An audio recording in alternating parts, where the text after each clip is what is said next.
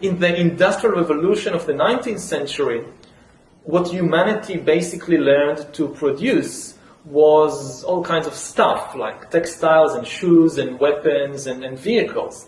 And this was enough for very few countries that underwent the revolution fast enough to subjugate everybody else. What we're talking about now is like a second industrial revolution, but the product this time will not be textiles or machines or vehicles or even weapons. The product this time will be humans themselves.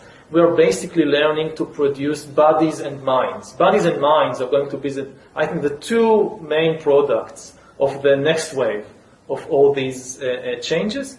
And if there is a gap between those that know to produce bodies and minds and those that do not, then this is far greater than anything we saw before in history. And this time, if you're not part of the revolution fast enough, then you probably become extinct.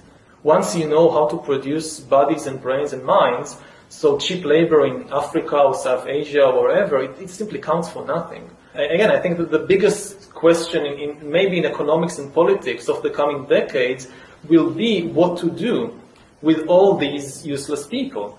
Will be what to do with all these useless people. With all these useless people.